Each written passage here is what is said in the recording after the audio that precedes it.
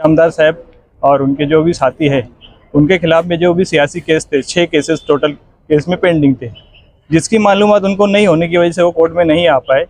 लेकिन आज जिस वक्त उनको मालूम पड़ा तो आप सुमोटो हाजिर हो करके उन्होंने जमानत भी दिया, वारंट कैंसिल भी किया। वर्किंग कमेटी के नुमाइंदगी करते हुए हम लोग यहाँ पर आए हैं कि इस मामले को किस तरीके से लोगों को राहत पहुँचाने का काम किया जाए और लोगों के अंदर जो खौफ हिरास का माहौल है उसको किस तरीके से ख़त्म किया जाए।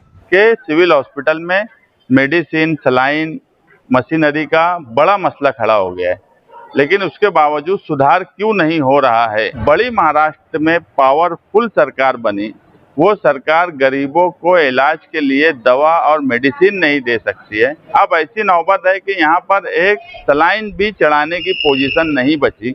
ये जाली जो गलास पे मैं खड़ा हूँ, कुछ महीने पहले हमारे इलाके के नौजवान रमजानपुरे के अंदर इसी गलास की वजह से उसकी जान चले गई, 24 साल नौजवान की।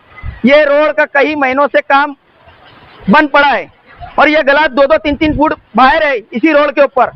मुझे डर सताता है, ये जो मट्टी है इतनी चिकन मट्टी है, हर वक्त तो गाड़ियां स्लिप हो रही है। आप देख रहे हैं सैफ न्यूज मालेगांव। आज टोटल 6 केसेस ACGM कोर्ट में 6 केसेस के अंदर लगभग 20 से 25 आरोपियों के खिलाफ में कोर्ट ने वारंट इशू किया था और उसके अंदर ज़मानत भी मांगी थी कोर्ट ने, जिसकी वजह से आज सभी लोग ने कोर्ट में हाजिर होके माजी आमदार साहब और उनके जो भी साथी है उनके खिलाफ में जो भी सियासी केस थे, 6 केसेस टोटल केस में पेंडिंग थे, जिसकी मालूमात उनको नहीं होने की वजह से वो कोर्ट में नहीं आ पाए। लेकिन आज जिस वक्त उनको मालूम पड़ा तो आप सुमोटो हाजिर हो करके उन्होंने जमानत भी दिया, वारंट कैंसिल भी किया। कोर्ट ने उनकी ज़मानत मंजूर की, कोर्ट ने उनका केस जो है हियरिंग कर लिया और आगे सुनवाई के लिए जो है 13 तारीख को उसको रखा हुआ है। अच्छा, तो ये 6 केसेस की कोई नौयत मालूम हो सकती है? ये 6 केसेस सब सियासी केसेस है, पॉलिटिकल केसेस है, एक दूसरे पार्टी के खिलाफ में है और वो पेंडिंग होने की वजह से वो केस किसी वजह से चल नहीं पाए। लेकिन आज जिस वक्त मालूम पड़ा सभी आरोपी लोग हाजिर होकर उसके अंदर बेल लिया है, बेल लेकर के उसको कोर्ट ने हियरिंग के लिए 13 नवंबर को रखा हुआ है। अच्छा, तो इनका सबका ताल्लुक एक मखसूस ग्रुप से, एक मखसूस पार्टी से है या अलग अलग और लोग भी इसमें शामिल हैं? हाँ, अलग अलग और भी लोग शामिल है इसके अंदर। अच्छा, लेकिन ये सियासी केस ही है। अच्छा। बिस्मिल्लाहिर्रहमानिर्रहीम। आज जन्म दाखिले मामले में जो कि कुछ लोगों ने कारपोरेशन के अंदर जमा कराया था चारों प्रभाग के अंदर, लेकिन दोबारा से उनको यहाँ पर तहसील ऑफिस में बुलाया जा रहा है, तो उसी मैटर को लेकर यहाँ आना हुआ। मामले को समझें और इस मैटर के ऊपर मालेगांव MLA वर्किंग कमेटी के नुमाइंदगी करते हुए हम लोग यहाँ पर आए हैं कि इस मामले को किस तरीके से लोगों को राहत पहुँचाने का काम किया जाए और लोगों के अंदर जो खौफ हिरास का माहौल है उसको किस तरीके से ख़त्म किया जाए।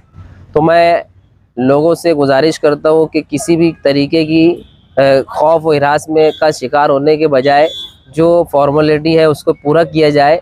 लोग सिर्फ यहाँ पर आपको बुलाकर आपका, अगर आपने कारपोरेशन में दाखिला जमा कराया है तो आपका यहाँ पर वो लिख कर ले लेंगे और आपकी दस्तखत ले लेंगे कि आपने कारपोरेशन में जमा कराया है, और अगर वहाँ आपने जमा नहीं कराया है तो यहाँ पर आपसे वो दाखिला जमा कराकर आपसे दस्तखत लेंगे, एक रिकॉर्ड यहाँ पर महफूज रहेगा। रही बात जो एक आदमी बार बार मालेगांव आता है, जिसके मालेगांव के लोगों को कोई सुविधा देने की कभी कोई बात नहीं करता है, लेकिन बार बार किस तरीके से मालेगांव के लोग टारगेट हो इसकी वो बात करता है। लेकिन हमने ऑफिसरान से बातचीत की, उनके सामने ये बात रखी है कि मालेगांव शहरियान यहाँ पर है तो आप लोगों को यहाँ अपॉइंट किया जाता है, अगर ये शहरियान यहाँ ना हो तो आप क्या किसी जंगल में आपको भेजा जाएगा, क्या किसी जंगल में आपको नुमाइंदगी की जाएगी। इस तरीके की बातचीत हमने उनसे की। मामला ये समझ में आया है कि अब ये कुछ नाटक बहुत दिनों तक चलने वाला नहीं है। ये जो मामला है ये किसी न किसी तरीके से कारपोरेशन इलेक्शन तक किस तरीके से इसको खींच कर लिया जाए, इस रोटी को किस तरीके से कारपोरेशन तक मांडा बनाया जाए, ये चल रहा है। लेकिन शहरियान सब चीज़ें समझ रहे हैं कि ये किस तरीके की साजिश मालेगांव शहरियान के साथ की जा रही है। मैं शहरियान से गुजारिश करता हूँ कि हालात आते और जाते रहेंगे, आपको इस्तिकामत के साथ खड़े रहना है। इंशाअल्लाह बातिल को शिकस्त होगी और हक कामयाब होगा। बस यही गुजारिश आपसे करते हैं। हम आज जो यहाँ आए थे तहसीलदार साहिबा से मिलने के लिए कि जो लोगों को तहसील से जन्म दाखिला जमा कराने की नोटिस दी जा रही है, इससे पहले लोगों को मालेगांव महानगर पालिका की तरफ से नोटिस मिली और लोगों ने अलग अलग प्रभाग में जो प्रभाग से दाखिला मिला था वहाँ ले आकर जमा करा दिए।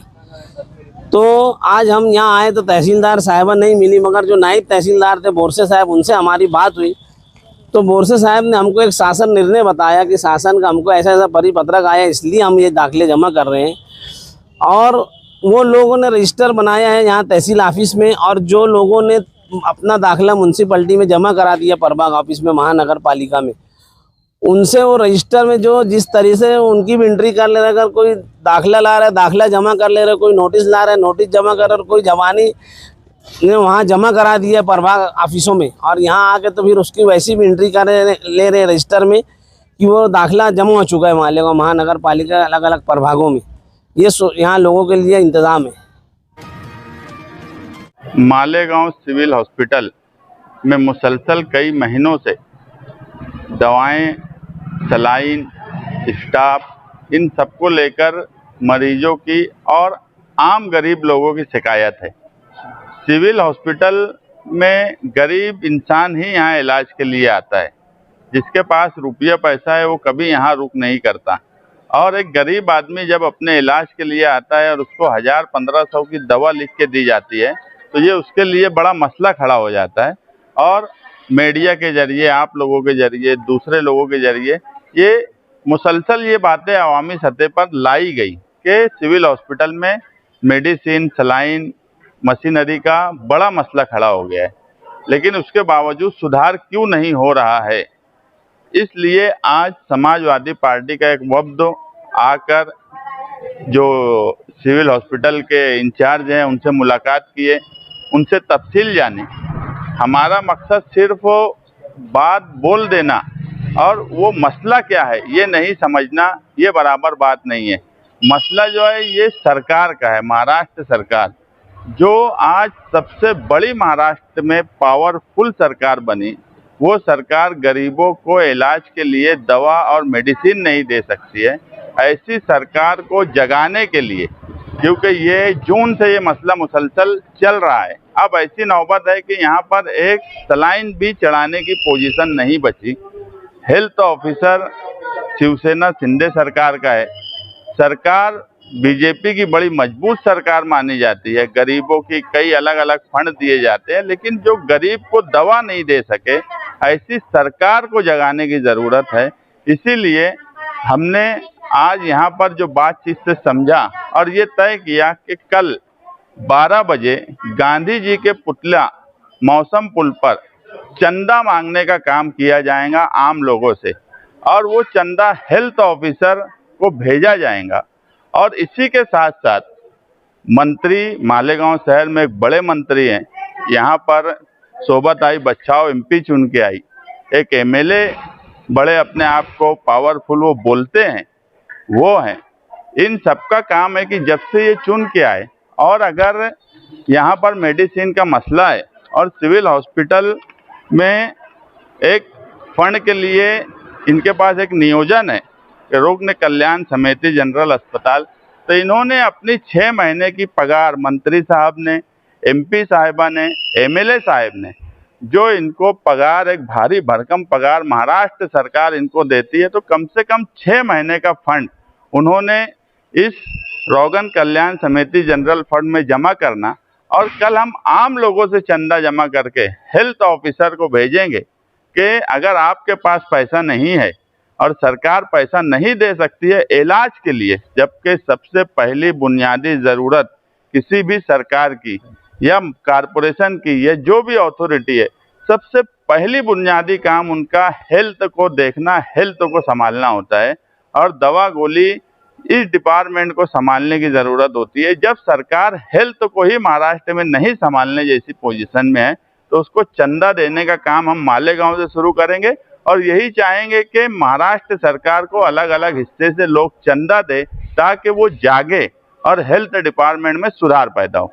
हेल्थ मिनिस्टर को आप यहाँ से चंदा भेजेंगे? हम कल गांधी जी के पुतले के पास चंदा जमा करना शुरू करेंगे, और जो भी चंदा जमा होगा वो हेल्थ मिनिस्टर को भेजेंगे। सरकार को जगाने का काम महाराष्ट्र सरकार को यहाँ के नुमाइंदे का वो भी इस बात की इत्तला उनको दे सकते हैं। यहाँ के नुमाइंदे का रहना नहीं रहना कोई मतलब का नहीं है, इसलिए उनके बारे में कोई बात बोलना भी कोई मतलब की नहीं है।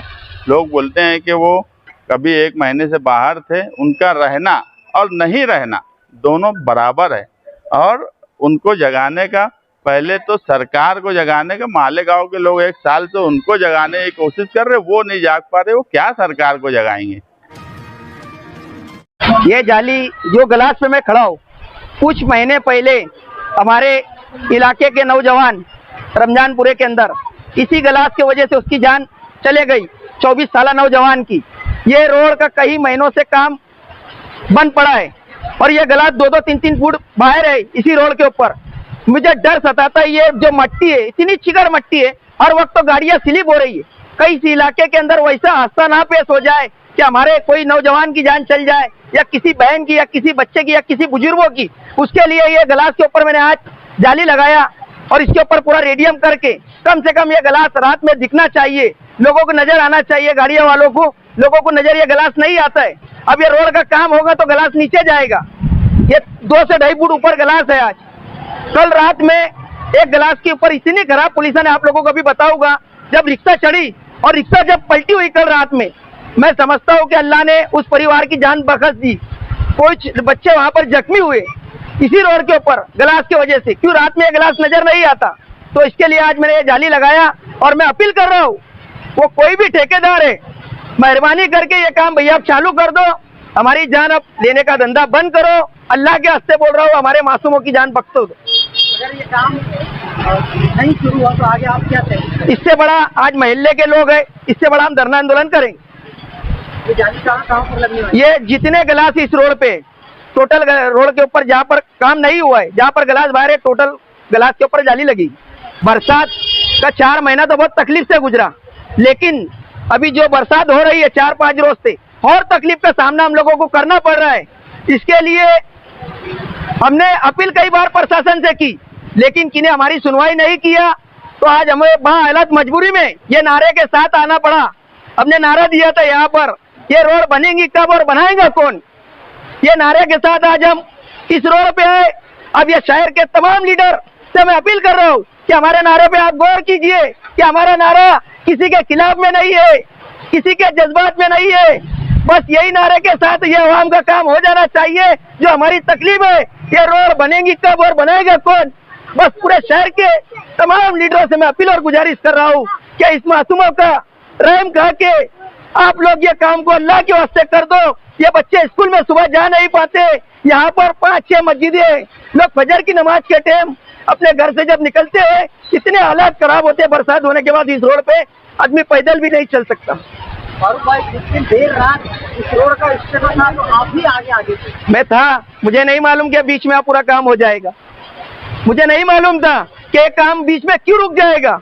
मैं कई बार इस रोड के बारे में ठेकेदार को कॉल करता हूँ तो हर हफ्ते में बोलता है शनिचर को काम चालू कर रहा हूँ। उसका कौन सा शनिचर है उसी को मालूम, उसका शनिचर ही नहीं आ रहा आज तक। हर वक्त एक ही सवाल है, ठेकेदार को कॉल करता हूँ।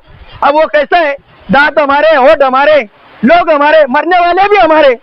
कोई अमेरिका का आदमी आके मरेगा नहीं, तकलीफ भी हमको। बोलो तो ये बोले या तो तू हमारा है, कब तक हमारा तुम्हारा कब तक? ये रोड का नाम, इलाके का नाम ये 60 फुटी रोड जो बादाम, आपने जो मेरे से सवाल पूछा, पहलवान बादाम सुख के पास से जो उद्घाटन हुआ था इस रोड का गोंडबाड़े तक के, ये रोड आदि शिकारी चौक में आके रुक गई और ये काम 3 महीने से ज्यादा हो गया, ये काम नहीं चालू हो रहा।